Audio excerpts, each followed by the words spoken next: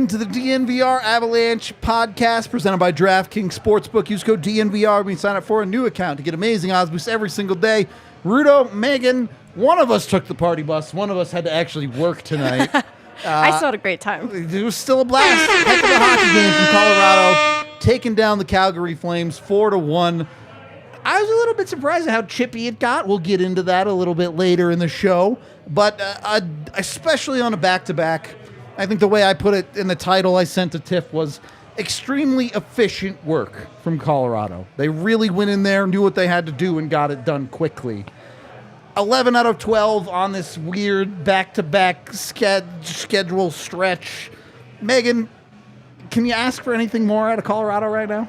No, just even evaluating not only playing 11-7, these 3 stretches of back-to-back games where they get points in 11 of 12, points up for grabs there. Yep. They missed 1 point out of 6 games. That is really hard to ask for more, especially given the rigor of that schedule for them. Yeah. And they're down Akil Makar at points. They're down a Josh Manson at points. Yep. They're asking Georgiev to start back-to-back nights. Twice. There are a lot of things we'll unpack just in the context of this game specifically that make being able to do this now a couple games in a row pretty impressive, pretty important too in unpacking the narrative of this season too and what it means for them moving forward. And I very much want to get into that. 2 things. First, chat, it's the party bus. We've been drinking, I promise. 2, we got to do the 60-second rundown. So let's get into that. I will take this one. I'll do my best. All right. First of all, Nathan MacKinnon just is the Avs engine. He gets them started every single night. He gets the first goal of this game.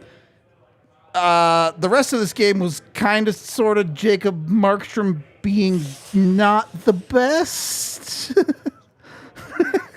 which is fair enough. And you know what? We'll get into that too. But the Avs make it 2-0 as they go through the first period. They do a great job of understanding that it's a Sega Baba. They get ahead, they stay ahead, they make their lives easy, something they haven't done enough this year, but post-All-Star break, they've been very, very good at it. Second period, they take advantage of the power play. We've been critical at times of the Avs power play this year. It ends up going to Mikko on the tip in front, and Nichushkin with the one-time shot that gets it going to make it 3-0. Calgary does get 1 goal back on a power play of their own, but Denis Malgin with like genuine sickest goal of the year candidate to make it 4-1, and the Avs cruise through the third period to take this one home. That 60-second rundown got me so excited about this game all over again. I wanted to interrupt at several points out of pure excitement. Should have just broken it out of the 60-second. We should have just given up on it from the start. No, but it's important to break it down period by period too. So there will be some order to this. Yeah, we'll organize it. I didn't even get into the wild chippiness of the third period. Good point. Which was a whole other thing. But take it from the top. 1. Man, does it feel good to have Nathan MacKinnon on your hockey team. Genuinely. I know what I'm asking, and I'm going to ask it anyway. Is there a hockey player on planet Earth better than Nathan MacKinnon? It feels really hard to answer this question on the heels of some pretty great Nathan MacKinnon performances. But the reason that I could justify saying that he is quite excellent is because of how well-rounded he is. The evolution of his game has been becoming more than just a goal scorer, which he still is, but he's also become someone who is willing to set up plays and be a bit more of a playmaker.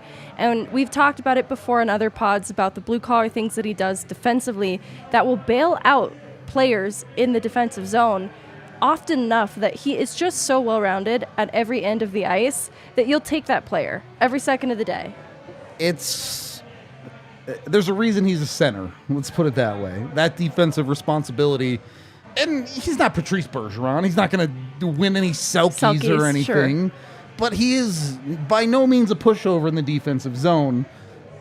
What you're kind of alluding to here, I'm not saying Nathan MacKinnon is better than Connor McDavid. I am saying he's better defensively than Connor McDavid. Does that make him the best player in the world? That's for everyone to I decide on completely that. evaded answering that question directly also. He's also not on a 150-point pace this season. No, but I think we're going to get him to the 100-point mark. It's looking good. I don't want to say anything, though. Good. This has been jinxed before, so. No, we don't do jinxes here, all right? Sorry. I called this game a dub before the third period even A started. little stitious. No amount stitious on this side of the room, all right? That side can be stitious. We're good. MacKinnon's getting to 100 points. I'm calling it right now. You go through this game. Meghan, you got to talk to the guys. You talked to Bednar in the room. Was this the game plan? Was it to jump out early, get ahead?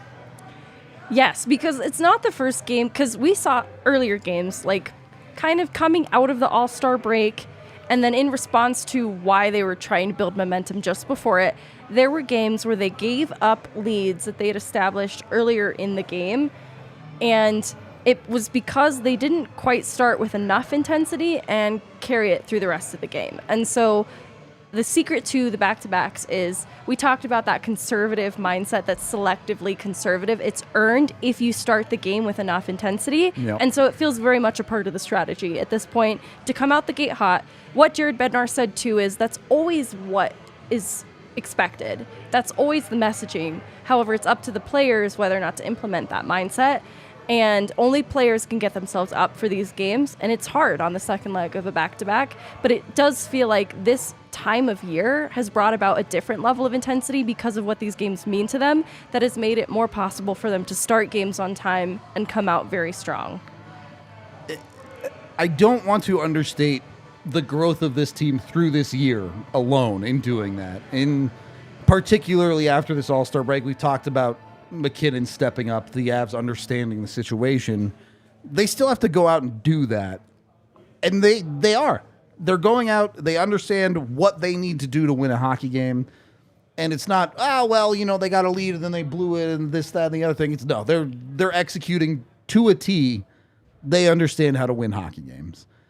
To that point, through the rest of the first period, I think there were something like 3 minutes left in the period, and shots were 8-3. How have the Avs found a way to so effectively limit the high event hockey in these Segababas to not get into that run and gun game? It starts with team defense first and foremost. Like, there are some games where this has been the strength and the reason that they win games too, and it's limiting the amount of time spent in their own zone. And so that is closing out guys early in the neutral zone just to minimize the amount of time they spent in the defensive zone. Excellently tonight, by the way. They did excellently. Honestly, too, I was looking, and this was before the final score was in, what the block shots were, but the Avs had quite a large shot volume there, too, that they just absorbed that didn't even make it on net, that made things a little bit easier for Georgiev to start in a second night of a back-to-back. Yep. I think they recognize, too, the importance of that when they have either a young goaltender like a Justus Annunen or a Georgiev on the second leg of a back-to-back. That's where team defense becomes so important because they recognize that it's going to be really hard to ask that of their goaltender, and I think they just play that preemptively then. It's that buy-in, I think, that really shows where Colorado is at. Is yes, they understand what it takes to win. Yes, they're willing to do what it takes to win. But it goes further than that. It goes to the level of picking up your teammates, understanding where your teammate might be struggling, and being able to fill in and support that role significantly, which I think had a lot to do with some of the stuff that happened in the third period of this hockey game as well. But again, we're not there yet. We'll get to that in a minute. Meghan, you're going to have to remind me who scored the second goal because my phone is dead. Yeah, no worries. Let's see here. Newhook. Oh, that's that funny Darren Helm-esque goal. That is exactly what I thought when it was scored as well. And I didn't mean to call it funny because what Newhook did wasn't funny, but what Logan O'Connor did was a little funny. I mean, look, if it works, it works. And it fully worked, and it was brought about, honestly, like, this is kind of the lifeblood of this team, but this line of Cogliano, O'Connor, and Newhook, what they do well, brings about this type of opportunity. I think it even starts, too, with, honestly, Byram in their own end. I don't whacking a disagree with puck. that, yeah. Cogliano then gets it in transition, speed up ice, finds Logan O'Connor. Logan O'Connor sends that weird pass to the half wall, question mark? But it works because Newhook finds it, and he just sends a one-timer from the left circle. So it worked perfectly. It was brought about from hard work, and it reminded you a lot of that Darren Helm goal. Well, and part of the reason why it works is that speed that you were talking about. The Avs are fast enough, even with those depth lines, they get the defenseman to back off. So if that pass across isn't perfect, well, the defense is sad. You have room to step into one. Had Logan O'Connor. It worked. It worked. And that's, if it works, don't fix it. So count it there. Great to see Newhook put a goal in. Yes. He's continued to be a little bit of a streaky guy. Could you see it in this game, though? Because there was a moment, even before this gets scored, they're like, all right, Newhook's feeling it tonight. And then even following it, you could see. We didn't end up doing this, but I think there was a somewhat of a case for making Newhook king of the game tonight. He'll be a stud if there were Absolutely would be a stud tonight if AJ wasn't driving all the way home. Unofficial studs and duds on the pod. Good enough. Look, the thing about games like tonight, it wasn't perfect, but it's hard to give out duds in games like this because as a team, I can think of one. Which one? Curtis McDermott. Yeah. Took a bad penalty, lost his fight with Lucic. And I'm not even mad about losing the fight because I actually think he had a strong edge at the beginning. It's just kind of the way it finished is the way people will remember it. Yeah. That's the reality of fights in the NHL oftentimes is the last punch is the only one that matters. But again, the thing is, sure, you had those struggles in the night for Curtis McDermott, but ultimately didn't matter. No, you're right. Team-wide, really good effort. Execution-wise, this is exactly what Bednar wanted out of them, too. Question on the Newhook goal. Who are you giving the most credit to? Are you giving credit for Newhook for the clap bomb, the screen in front, or did Jacob Markstrom just biff this one? It's hard because I've seen that shot not go through a couple times. Yeah. This is such a cop-out to give everybody a little bit of credit there. But it really 33% was... 33% right, each. 33% each. But genuinely, thought it was a good shot from Newhook. And through some traffic, too. Screen helps. But, yeah, group effort. All right. And look, we've said this before. We said it in the Winnipeg game the other night. Never apologize for a weak performance from the other team's goalie. No. Take advantage of that. The Avs still have to put the shots on net to beat that guy. And yeah, Markstrom was not great, especially early in this hockey game. But the Avs created situations to take advantage of that. Something that, again, you've seen the shift in Colorado. For good portions of January, I think we talked about the Avs' lack of execution, lack of willingness to put the puck on net when it felt like they needed to. All of that has completely disappeared for this hockey team. I mean, you look at the Denis Malgin goal, which we won't get too far ahead, but there's a reason that works. Yeah, absolutely. Because you have to try. Yep. And Denis Malgin might be for real. I'm kidding. We'll get to it. I mean, I think he's for real as a bottom six goal scorer.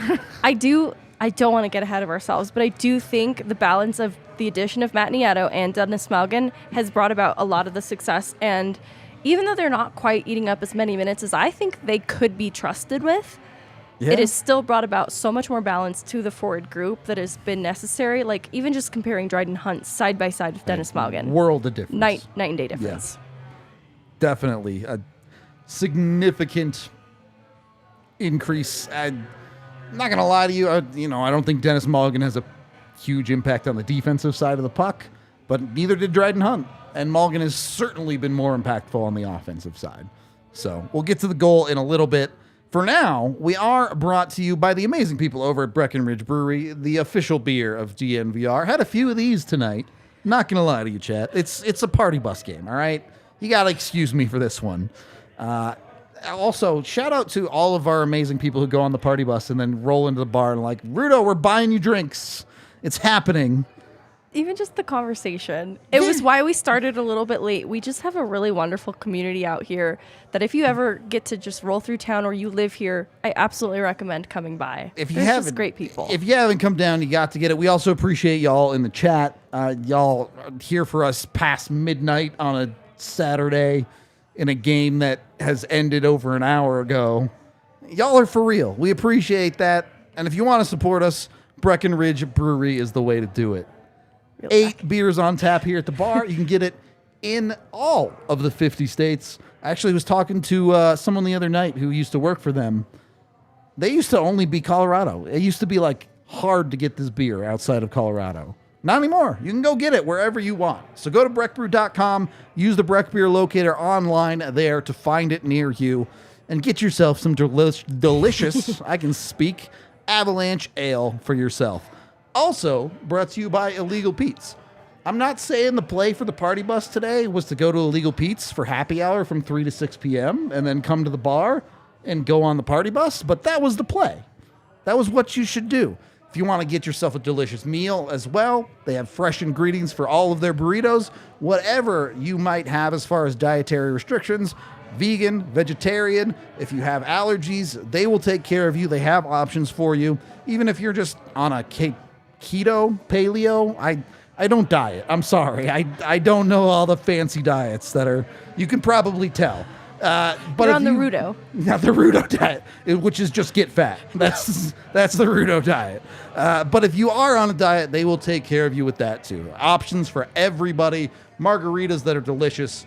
Go check them out at Illegal Pete's. 10 different locations here in Colorado, including one just a couple of blocks away from the bar.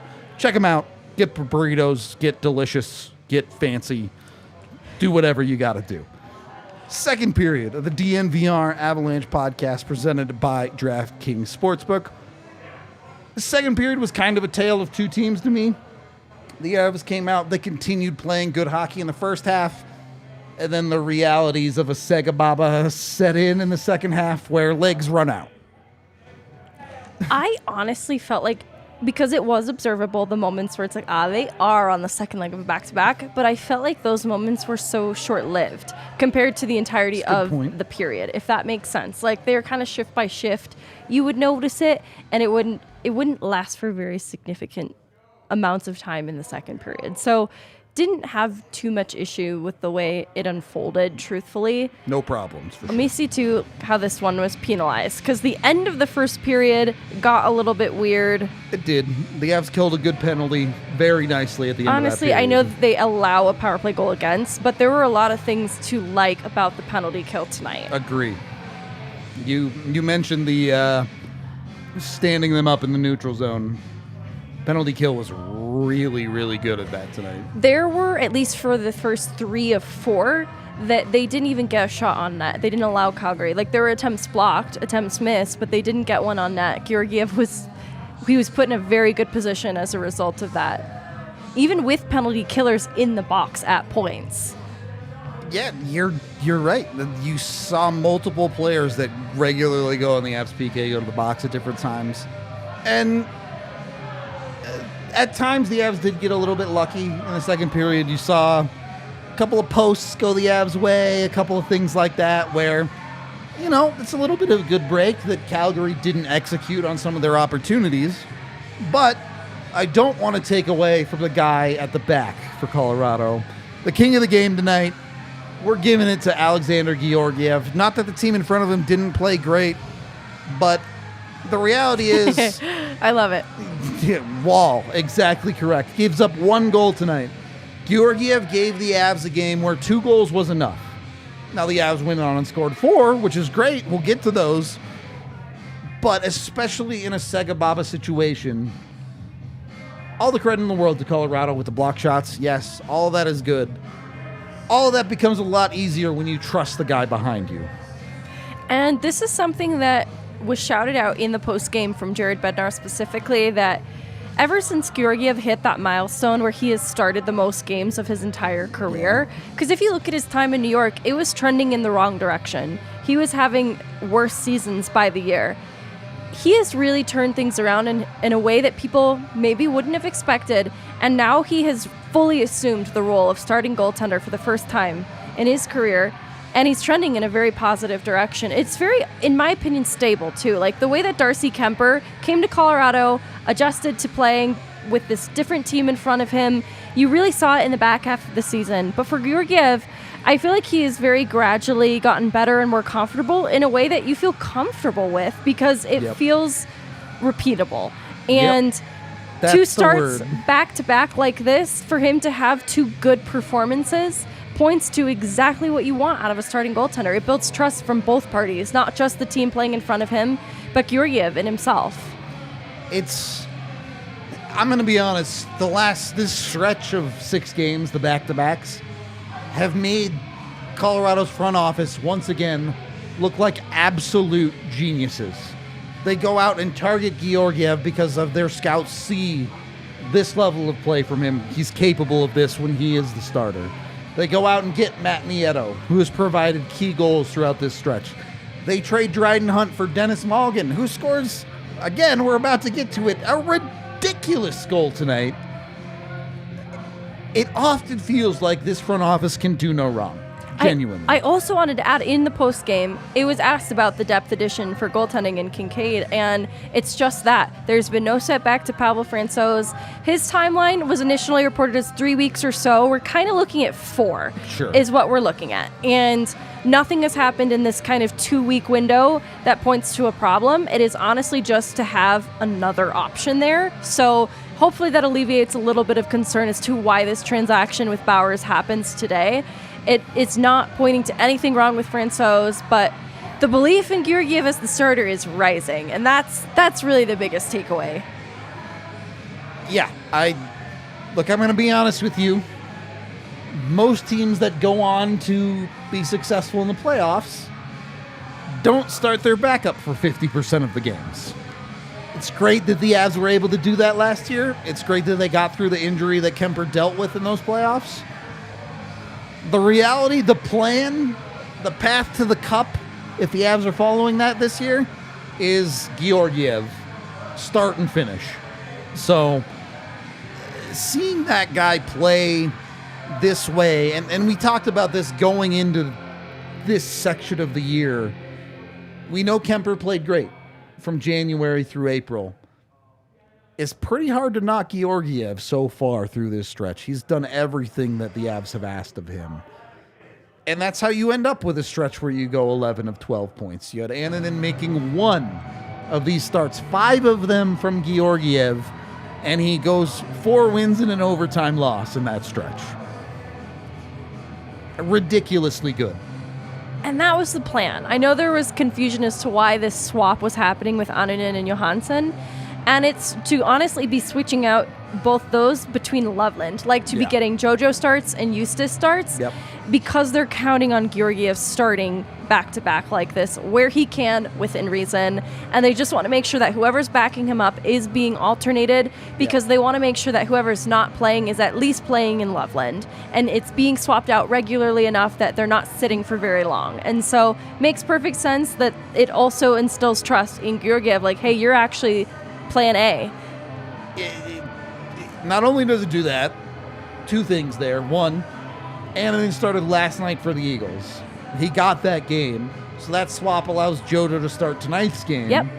And 2, directly shows the benefit of having an AHL squad that is literally an hour up the road. Yes. Because they get home, they send Annunen back up there, and you're chilling.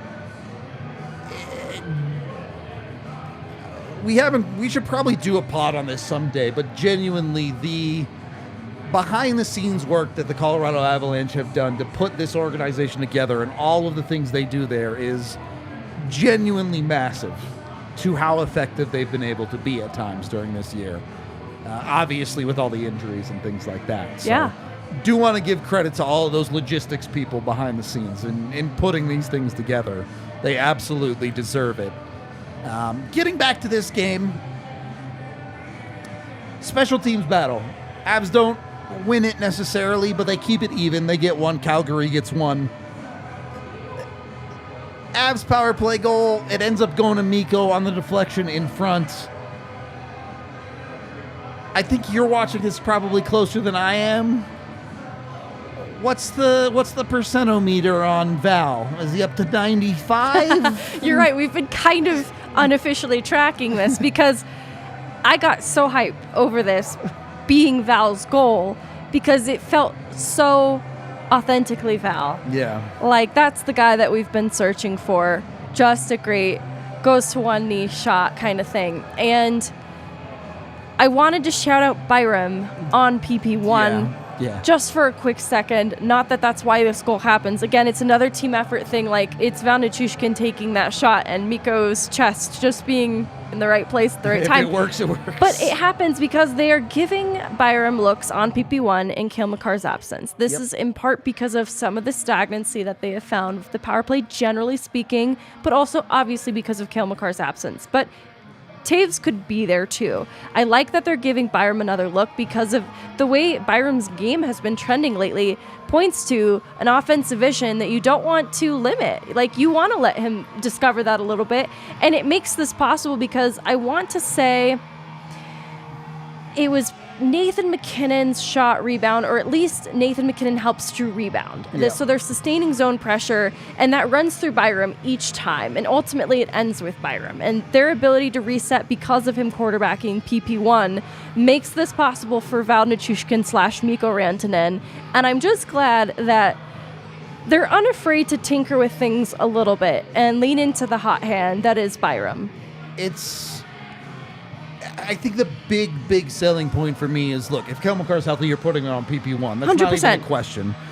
But when you look at Taves and Girard as those other options, not that they're bad. No. They do a great job. Like, Girard quarterbacking a power play set up Byram for a goal 5 nights ago.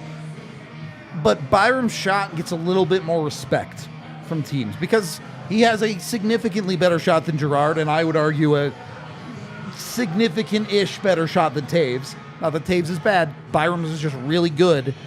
And because of that respect that he gets, it creates openings like this one-timer for Val that gets set up, and it just opens up so many more lanes for Colorado's PP1 to get more creative than, well, I guess we'll feed MacKinnon again.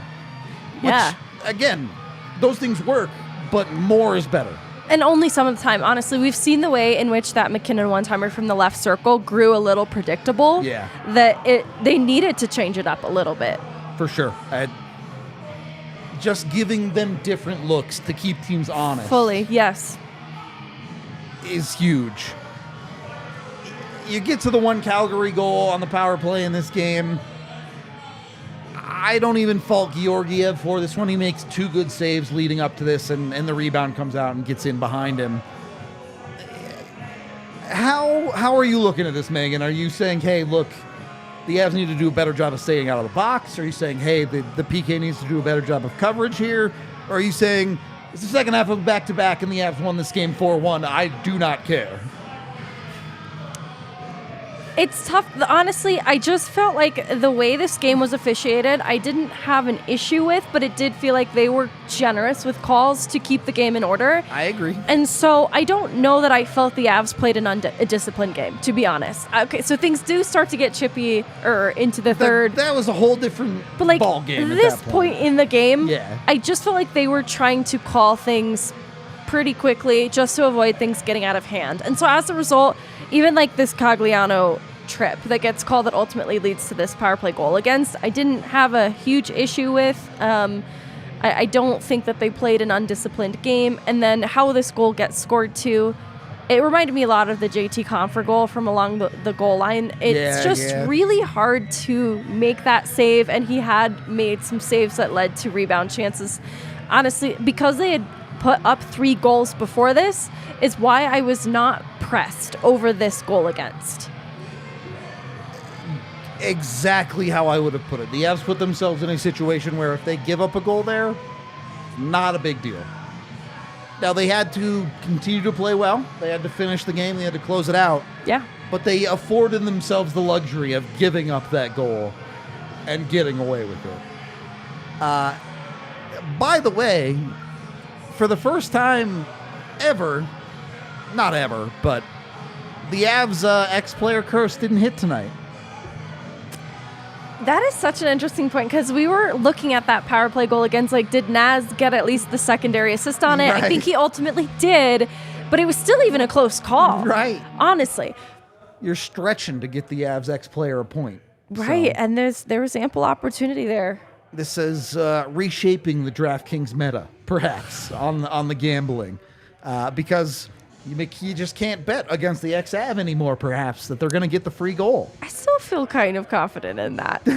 But I was glad that it didn't come to fruition tonight. And look, right now, the easy bet is Nathan MacKinnon first goal. Yep. Because, my goodness, that man is on a mission.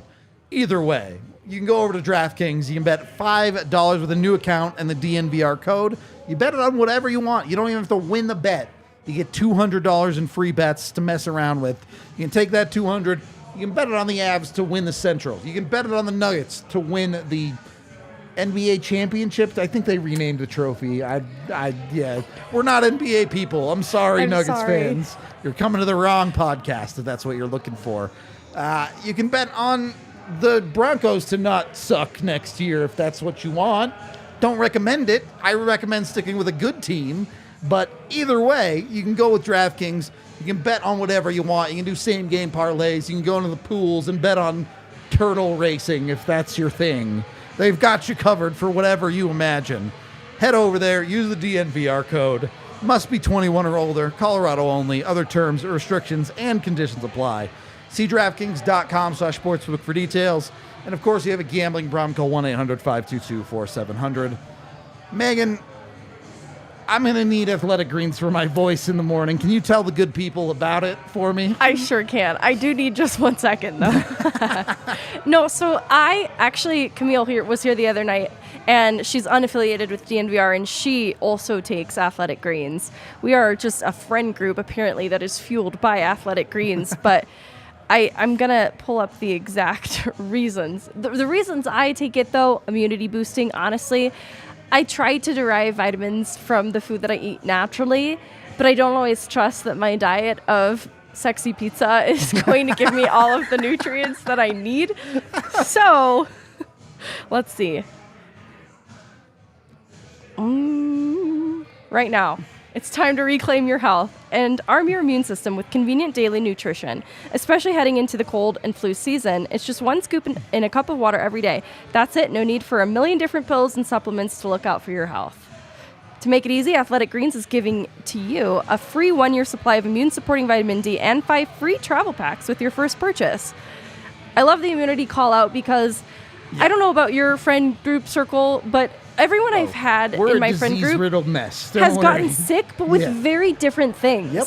There's like ear infections, and it's just a lot of different things happening at once. I don't know if it's because we were all in our homes so much last year that cold and flu season is hitting extra hard this year, but I have really valued having a little bit extra in my rotation, vitamins-wise, as a result of this. I actually made a smoothie with it the other day.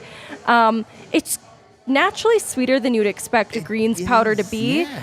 You expect it to be so earthy that it might be just not worth drinking, but it has a lemon sweet flavor that mixes pretty well with a lot of different things. All right. So there you go. You can head over to athleticgreens.com/avalanche to order yours today. Be sure to go to athleticgreens.com/avalanche. Let them know we sent you over there. Megan already told you, if you're traveling, no problem. They send you travel packs. You got you covered. Top to bottom with Athletic Greens. I'm gonna ruin Megan's night and put her on the spot here. Third period.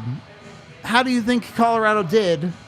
And you have to talk for like at least a minute straight because I have to go empty my bladder. Whole minute straight talking about the third period. You thought you were safe when I said I'd do the 60-second rundown. No.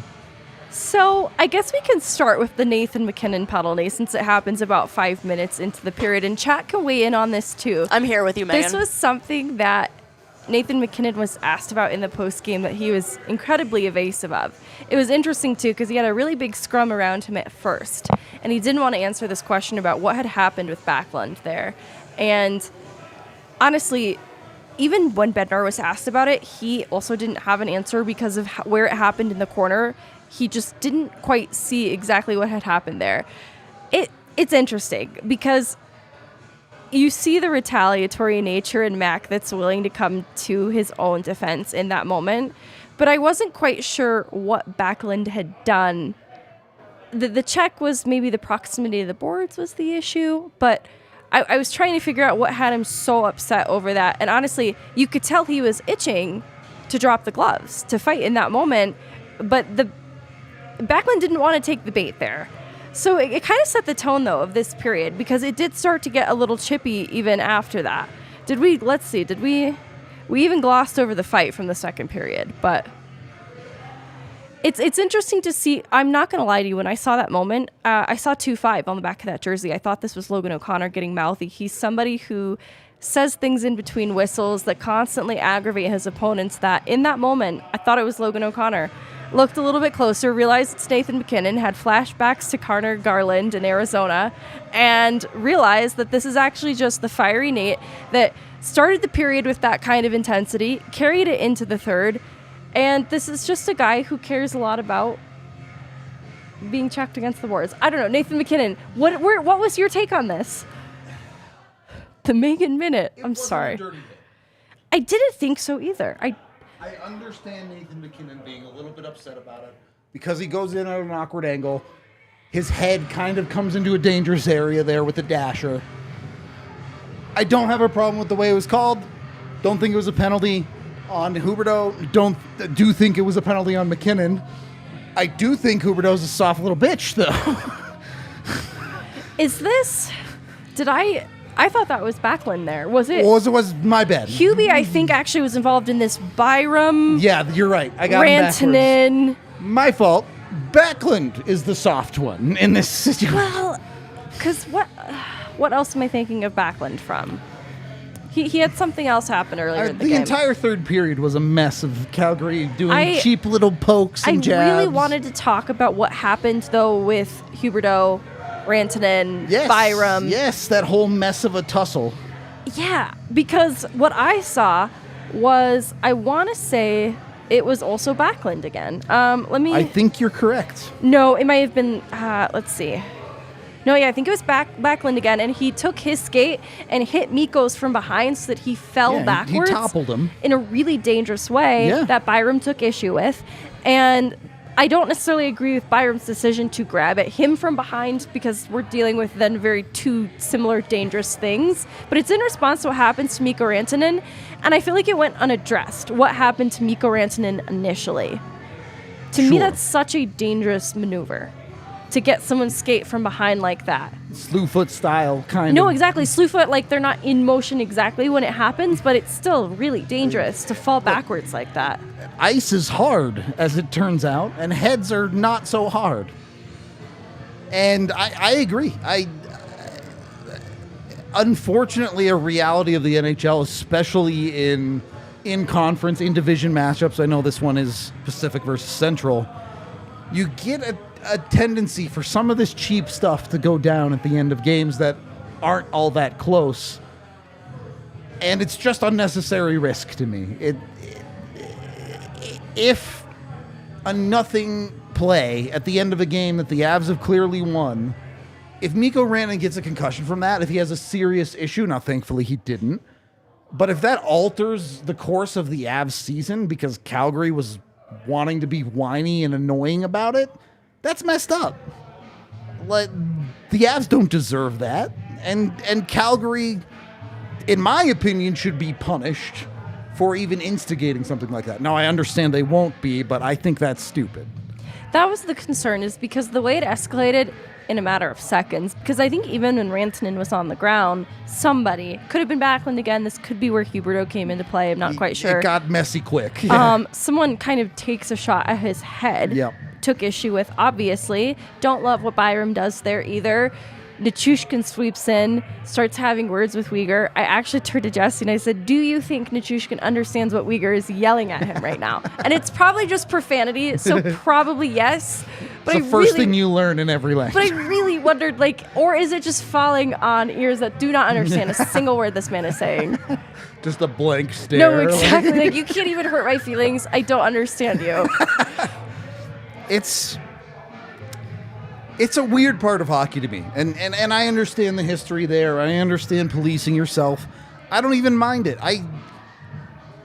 I understand that level of the game, but I also understand, and I think every Avs fan, especially this year, should understand how important player safety should be when the Avs have genuinely not played a single game fully healthy this year. You don't want to make that life harder on yourself. No, and it's an important part of the conversation, too, because Curtis McDermott does get pulled by concussion spotters in this game. Yep. It's a little unclear it's not unclear what the contact was that had him pulled initially, but what isn't clear is what ultimately kept him out then, if it was a facial injury or if there was concussion What's concern. the official ruling on it? Exactly, Yeah. because Jared Bednar was asked about it, and he just wasn't sure what it ended up being about, but that's why he ultimately was pulled. I think there's a lot of caution, especially on the heels of what happened with Makar. Yeah. And I appreciate that. Like, there's a part of me that feels too little, too late, but also it has to happen. Better late than never. No, exactly. Yeah. Better late than never. This is the precedent that I would like to be set in how these types of contact are handled, whether it be in a fight or otherwise.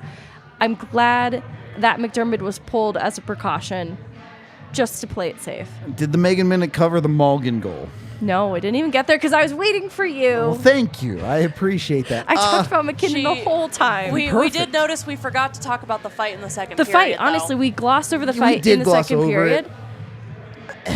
It is what it is.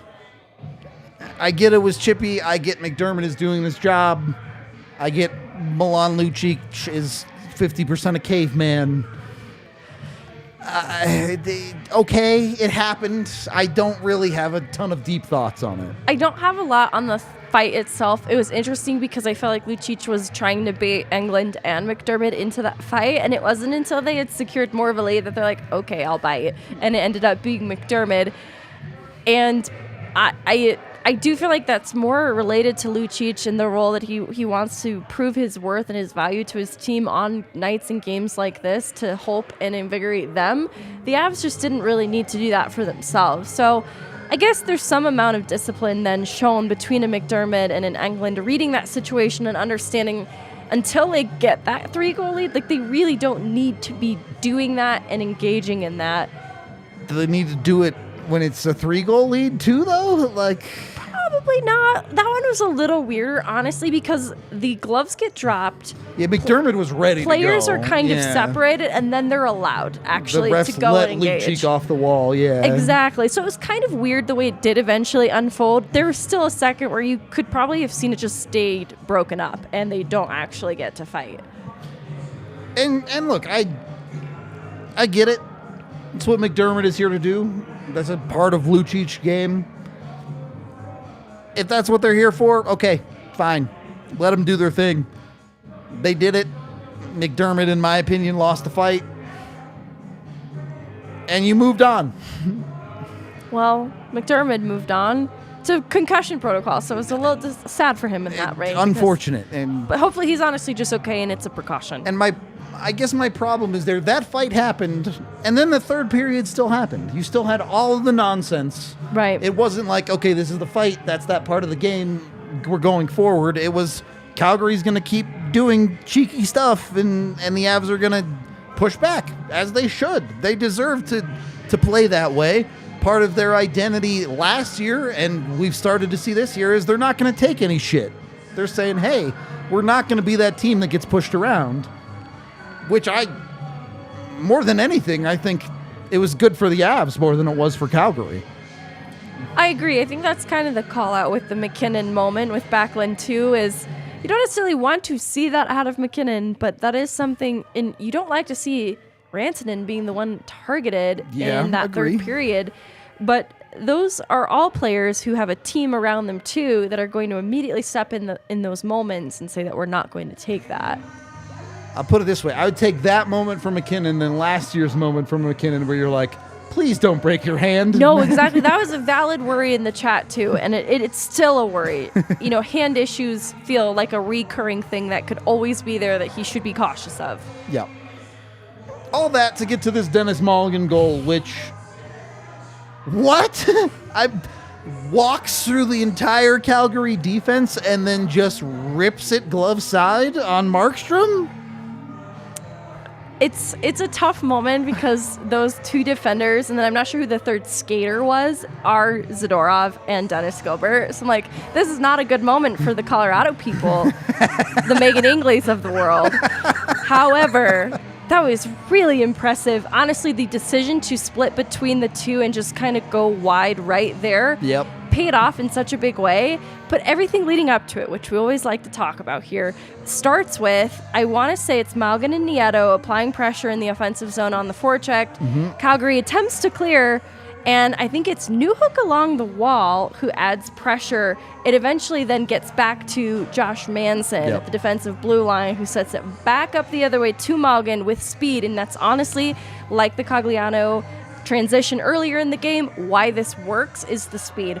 Malgin has that speed and apparently can cut through defenders in a really impressive way. I'm happy for him too, because the call out for Bednar in the post game was, that's the kind of stuff you see Rantanen and MacKinnon doing. To see Malgin stepping up and doing that, really don't hate to see it. Anything but hate to see it, I think, perhaps. And look, we understand the score. We know Malgin's not going to go out and do that on a regular basis. But the fact that that's in the bag, the fact that he can step out on the ice and defenders have to think there's a world where he can pull this off, that respect makes such a world of difference for the Avs' fourth line, if you want to call it that. Bottom two forwards without a center, whatever.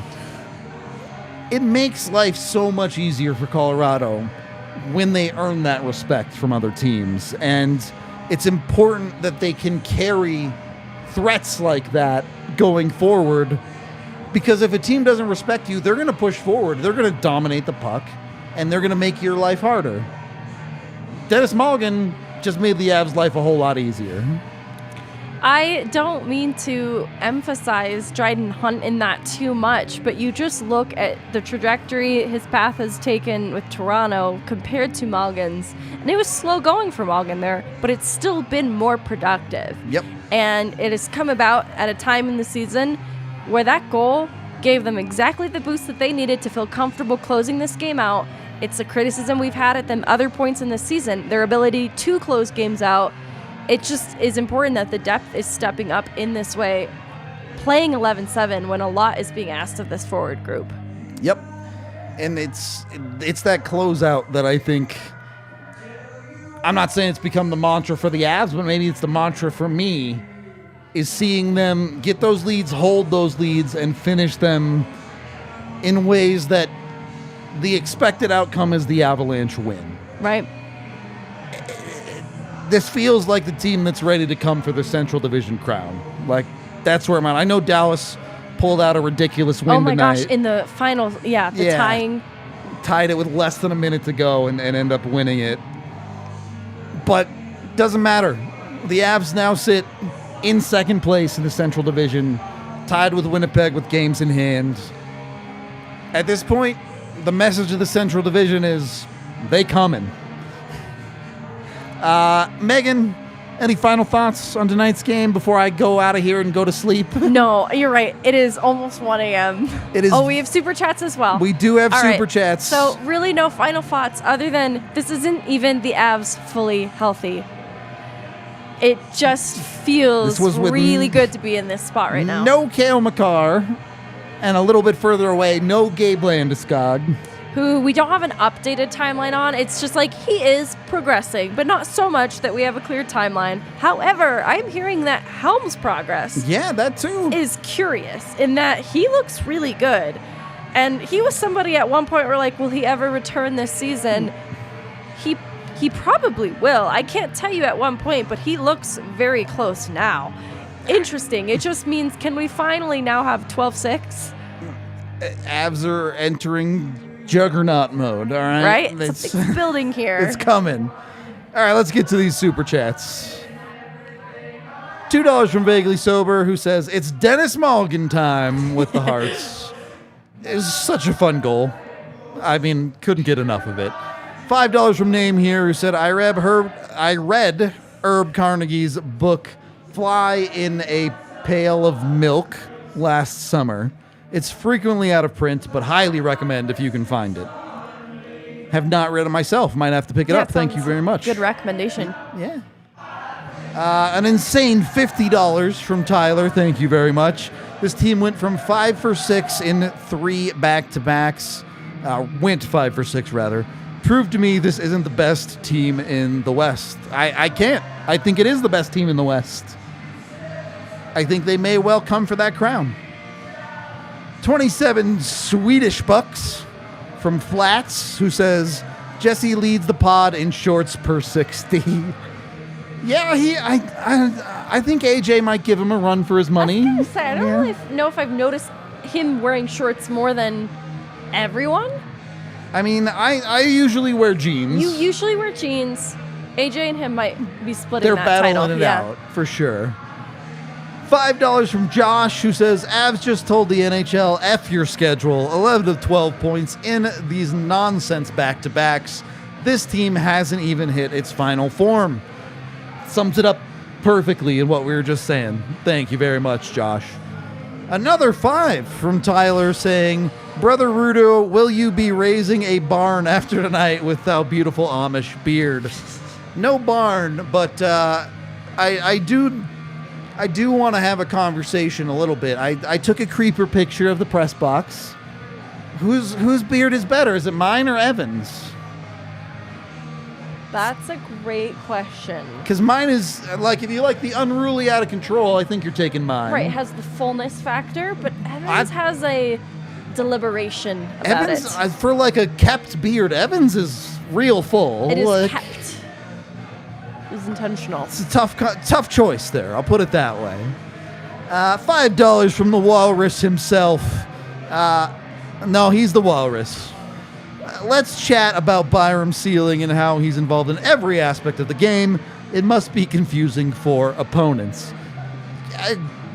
Dude could genuinely be a star. If he can stay healthy, if he can be a regular impact player for the Avalanche, he's genuinely going to be a star defenseman in this league.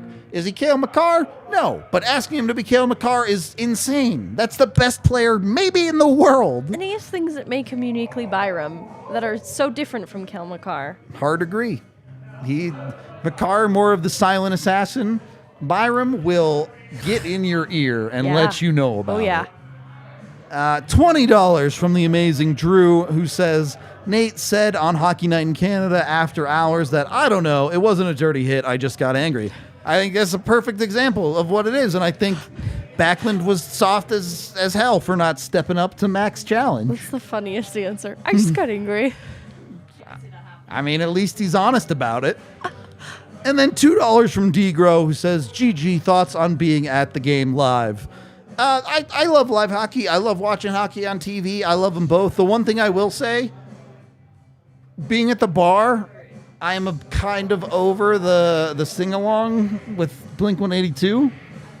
Being in the arena, it's a vibe. Still electric atmosphere. Absolutely a vibe. Yes. To hear the whole crowd lean into that. It looks like we have one more here that came in late. Steven says, thanks for what you do. Greetings from Arizona. Thank you for the $5, Steven. I hope you're staying cool in Arizona because it's hot there even in February and March. And I don't appreciate that. All right. On that note, we are brought to you by FOCO. You can go get whatever gear you're looking for over there. All sorts of dope stuff. Our producer, Tiff, is wearing... what would you call that? Would you call that a Broncos Snuggie? It's like that. It's a Broncos hoodies.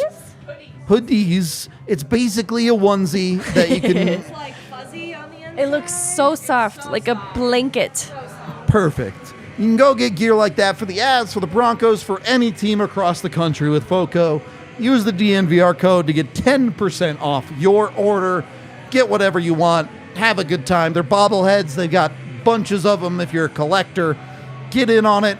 Get ready for Colorado to come for the top of the Central Division. We are off tomorrow, but it's back to the grindstone running on Monday. We got trade deadline coming up next week. Whole bunch of stuff planned for you.